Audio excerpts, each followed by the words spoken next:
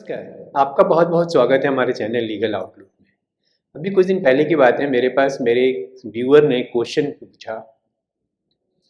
केरला से कर्नाटका से थी और उन्होंने ये कहा कि भाई मेरे पास एक प्रॉपर्टी का पावर ऑफ अटॉर्नी है मेरे फेवर में, तो क्या उसकी बेसिस पर मैं उस प्रॉपर्टी का सेल डीड अपने नाम एग्जीक्यूट कर सकती हूँ। सच पूछे तो इसका बहुत क्लियर कट जवाब मेरे पास नहीं था और इसलिए मैंने उन्हें कहा कि अगर आप करते भी हैं तो जो रजिस्ट्रार है वो अलाउ नहीं करेगा और वो इसको ऑब्जेक्शन लेगा। अब एक सिनेरियो सोचिए, एक लैंडलॉर्ड होता है, अपनी प्रॉपर्टी का पावर ऑफ अटॉर्नी अपने टेनेंट के फेवर में कर देता है और टेनेंट उसकी बेसिस पर 3 सेल डीड अपनी वाइफ के नाम कर देता है। अब जो सवाल उठा वो ये था कि क्या power of attorney sale deed sign करते ही एग्जीक्यूटेड बन जाता है या उसका स्टेटस हमेशा ही पावर ऑफ अटॉर्नी होल्डर का रहता है। यही कंफ्यूजिंग सवाल था सुप्रीम कोर्ट के सामने 15 जुलाई 2025 को, और जिस पर बहुत सीरियस डिस्कशन हुआ और अंत में डिस्कशन होने के बाद सुप्रीम कोर्ट के डिवीज़न बेंच ने क्या निर्णय लिया ये आपको हम बताते हैं। जिस केस का मैं जिक्र कर रहा हूँ उस केस का नाम है जी कलावती वर्सेस जी शशि कला और इसका साइटेशन है 2025 INSC 851। हालांकि ये नॉन रिपोर्टेबल है और जो बेंच जिसका मैं जिक्र कर रहा हूँ उसमें जस्टिस संजय कुमार और जस्टिस KV विश्वनाथन थे। और सुप्रीम जो इम्पॉर्टेंट बात है वो ये है कि सुप्रीम कोर्ट ने इश्यू डिसाइड नहीं किया फाइनली, बल्कि इसको एक लार्जर बेंच में के लिए रेफर कर दिया। और ऐसा क्यों किया ये बहुत इंटरेस्टिंग है, ये जानना बहुत ज़रूरी है। अगर सुप्रीम कोर्ट ने ये कहा कि जब power of attorney sale deed sign करता है तो क्या वो एग्जीक्यूटेंट बन जाता है या अटॉर्नी होल्डर रहता है। अगर वो एग्जीक्यूटेंट बन जाता है तो उस पर सेक्शन 32A अप्लाई होगा और उसके पावर ऑफ अटॉर्नी के ऑथेंटिकेशन को स्ट्रिक्टली जांचने का जो एक रिक्वायरमेंट है रजिस्ट्रार के सामने वो नहीं लगेगा। लेकिन अगर वो केवल पावर ऑफ अटॉर्नी होल्डर रहता और एग्जीक्यूटेंट नहीं बनता है तो उस पर सेक्शन 32C की जो रिक्वायरमेंट है वो लगेगा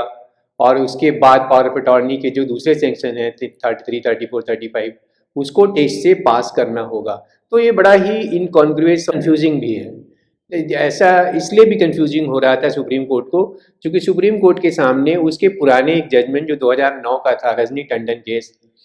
जिसका पूरा नाम है रजनी टंडन वर्सेस दुलाल रंजन घोष 2009 का केस है, उसमें उसको साइट किया गया। और उस केस में जो माना गया था वो ये था, जो केस था उसके सामने, कि पावर ऑफ अटॉर्नी केवल नोटराइज था और उसके जो पावर ऑफ अटॉर्नी होल्डर था उसने सेल डीड साइन किया, एग्जीक्यूट किया और रजिस्ट्रेशन के लिए प्रेजेंट किया। तो कोर्ट ने ये माना कि चूंकि वो खुद ही एग्जीक्यूट कर रहा है, खुद ही प्रेजेंट कर रहा है, तो पावर ऑफ अटॉर्नी की जो ऑथेंटिकेशन की बात है उसके स्ट्रिक्टली उसको जांचने की बात है उस पर अप्लीकेबल नहीं होगा, क्योंकि वो as a power of attorney holder नहीं कर रहा है रजिस्ट्रार के सामने पेश, बल्कि एज ए एग्जीक्यूटेंट रजिस्ट्रार के सामने पेश कर रहा है। तो कोर्ट ने रजनी वाले केस में कोर्ट ने होल्ड किया कि पावर ऑफ अटॉर्नी होल्डर यहाँ पे एग्जीक्यूटेंट था, उस पर सेक्शन 32A का जो अब स्ट्रिक्टनेस है वो अप्लाई नहीं होगा और उसको जो और ऑथेंटिकेशन की ज़रूरत है वो उसको करने की ज़रूरत नहीं है। अब इसको हम दो सिनेरियो को से समझते हैं बात को, कि एक डॉक्यूमेंट, एक एजेंट है, एक पावर ऑफ अटॉर्नी होल्डर जो एजेंट है उसको हम एजेंट कहें क्योंकि पावर ऑफ अटॉर्नी के जरिए एजेंसी क्रिएट होती है, वो एक डॉक्यूमेंट को एग्जीक्यूट करता है, वही साइन करता है, वही रजिस्ट्रार के सामने पेश होता है। तब तो यहाँ पर तो उसके ऑथेंटिकेशन की ज़रूरत नहीं है क्योंकि वो कह रहा है कि मैंने ही एग्जीक्यूट किया है और मैं ही प्रेजेंट कर रहा हूँ। वो दूसरा सिनेरियो है कि वो डॉक्यूमेंट को जो ओरिजिनल ऑनर है, प्रिंसिपल है, वो साइन करता है। सेल डीड को लेके हम चलें तो, क्योंकि इन सब सिनेरियो, इन सभी डिस्कशंस में सेल डीड ही है। एक सेल डीड जो ओरिजिनल ऑनर है जो वो एग्जीक्यूट करता है वो साइन करता है और केवल वो पावर ऑफ अटॉर्नी एक सिंपल पर्पस से देता है कि मैं इस कंडीशन में नहीं हूँ कि मैं रजिस्ट्रार ऑफिस जा सकूं, तो तुम जाओ, एक अटॉर्नी को कहता है तुम जाओ और रजिस्ट्रार ऑफिस में प्रेजेंट करो और इसको रजिस्टर कराओ। यहाँ पे रजिस्ट्रार कहता है कि नहीं नहीं, पहले तो इसके पावर ऑफ अटॉर्नी की ऑथेंटिकेशन होगी, इसको ये एक परीक्षा से गुजरना होगा, ये स्क्रूटनी से गुजरना होगा, तभी हम उसका रजिस्टर करेंगे। तो अब देखिए, अगर हम रजनी टंडन वाले केस के रेशियो को लेके चले, तो जो आदमी सेल डीड करके ऑनरशिप ट्रांसफर कर रहा है पावर ऑफ अटॉर्नी के बेसिस पर, उस पर तो कोई रूल्स रेगुलेशन लागू नहीं हो रहा, उसको कोई ऑथेंटिकेशन की जरूरत नहीं है। और जो आदमी केवल डॉक्यूमेंट को प्रेजेंट करने रजिस्ट्रार ऑफिस गया है, उस पर सारे रूल्स रेगुलेशन लागू होंगे, सारी स्ट्रिक्टनेस लागू होंगे, उसके ऑथेंटिकेशन जो भी उसकी ऑथेंटिकेशन से उसको गुजरना होगा। तो ये बात कुछ कि जहाँ पे ऑनरशिप ट्रांसफर कर रहा है पावर ऑफ अटॉर्नी होल्डर, वहाँ उसको कोई उस पर कोई स्ट्रिक्टनेस नहीं, कोई ऑथेंटिकेशन नहीं है उसके पावर ऑफ अटॉर्नी की। और जहाँ पे केवल वो प्रेजेंट करने जा रहा है, वहाँ पे उसको सारी चीज़ों को देखा जाता है। तो इसलिए इन्हीं चीज़ों को देखते हुए सुप्रीम कोर्ट ने कहा कि नहीं, हम इससे एग्री नहीं हैं रजनी टंडन वाले जजमेंट से, जो सुप्रीम कोर्ट ने 2009 में पास किया, इसलिए इसको लार्जर बेंच को भेजना चाहिए, और फिर वो लार्जर बेंच के लिए रेफर कर दिया। तो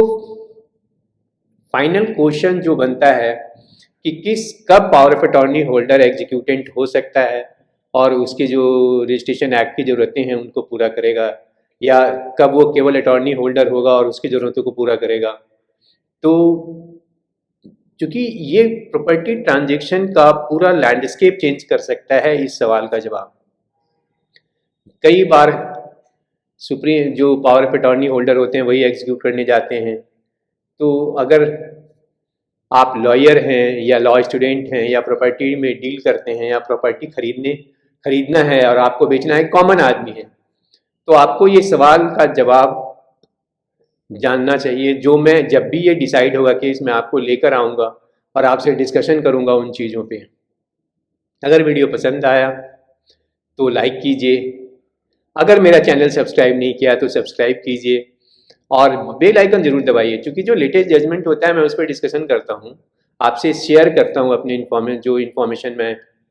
मुझे लगता है कि आपके काम आ सकता है। एक जो रिक्वेस्ट मैं हमेशा आपसे करता हूँ कि आप अपने ओपिनियन को हम तक ज़रूर पहुँचाइए, चाहे इस वीडियो के कंटेंट से है या मुद्दे से है या मेरे रिकॉर्डिंग से या मेरे डिस्कशन से रिलेटेड है कोई, जिससे कि मैं आपको इम्प्रूव कर सकूं और ये जो लंबा साथ आपका चल रहा है हमारे साथ वो कंटिन्यू करता रहे। आज के डिस्कशन में इतना ही। अगले वीडियो में फिर आपके साथ नए मुद्दे के साथ, नए डिस्कशन के साथ और नई क्लैरिटी के साथ आपके सामने हाजिर होऊंगा। तब तक के लिए